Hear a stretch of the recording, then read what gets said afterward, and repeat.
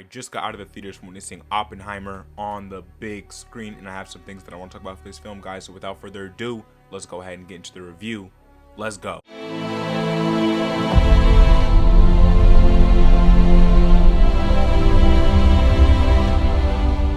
What's going on, guys? The Demigod back on Demigod ET, bringing you another movie review for Christopher Nolan's latest film to hit theaters, Oppenheimer. Now, this film stars Cillian Murphy as Robert Oppenheimer, who of course is known as the father of the atomic bomb. And inside of this film, you get insight into Oppenheimer's life leading up to the construction of the atomic bomb, during the construction of it, and then we also get a huge portion of this film saved for the aftermath of the atomic bomb, the state that the world was in after the bomb dropped, and also the targeting of Oppenheimer after he denounced the bomb to the public. Now, when it comes to Christopher Nolan as a director, he's obviously given us plenty of classics throughout the years, with my personal favorite being the Dark Knight trilogy, and because of that, this was definitely a very hyped release. And going into this film, you can definitely expect to feel his presence and his stamp all over this movie, because through and through, this is a Nolan film. It has that feel to it, it has that sense of direction to it, it has that sense of writing to it in terms of the way this screenplay was constructed and executed. And this film is masterfully crafted, masterfully directed, and he actually takes an interesting approach here where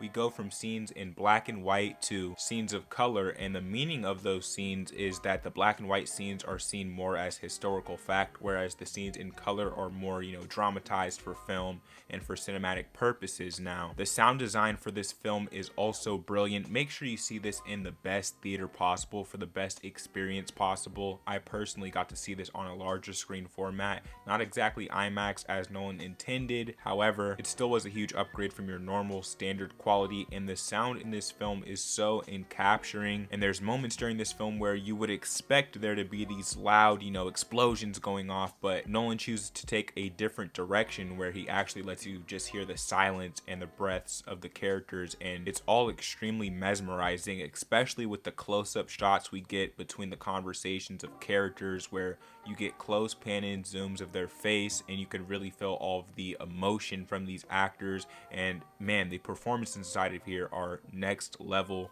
Robert Downey Jr. does a fantastic job as his character Admiral Strauss, where you don't really realize his importance until the third act of this film. Now, when it comes to the cast of this film, as mentioned previously, the performances inside of here are amazing, and there's so many celebrity appearances inside of here. So while you're watching, you're going to notice so many actors that you've seen throughout the years star in huge roles, and it's kind of like its own Easter egg as you're watching this film. But also getting to witness historical figures on screen was amazing too, such as Albert Einstein, as we've gotten to see inside the trailers. It was great to see him inside of here. Now, I have to warn you, this is a very dense film. This film feels long, it feels drawn out, and so much of it takes place in these technical conversations where if you're not paying attention, so many names are going to be thrown at you that you're going to get lost with inside this movie. And now, with that being said, this film is definitely not for the uninitiated. If you are not someone who genuinely loves films, if you are not someone who can last in a drawn out cinematic experience, then this may not be the film for you, honestly. If you're going to go see this, I heavily recommend you either mentally prepare or you come in to see this with previous cinematic experience with long films, because this film is 3 hours long. Now, it also dives very deeply into heavily political conversations, accusations of communism, suspicion of treason, and questions of morality that this film tackles, and I felt like it managed to handle all of those topics very respectably. And by the end of this film, though I definitely enjoyed this cinematic experience and feel all true film fans should definitely go out to see and support this movie, I gotta say, after witnessing this film, it definitely lacks rewatch value, it lacks rewatchability. You're not going to want to sit through this experience back to back after seeing this, as I personally would with plenty of other films that I'm in love with and that I enjoy. And after watching it once all the way through, I can't really feel a reason to want to go through this a second time, although I did appreciate the historical value of this movie. And with that being said, guys, I'm going to go ahead and drop the official rating for Oppenheimer.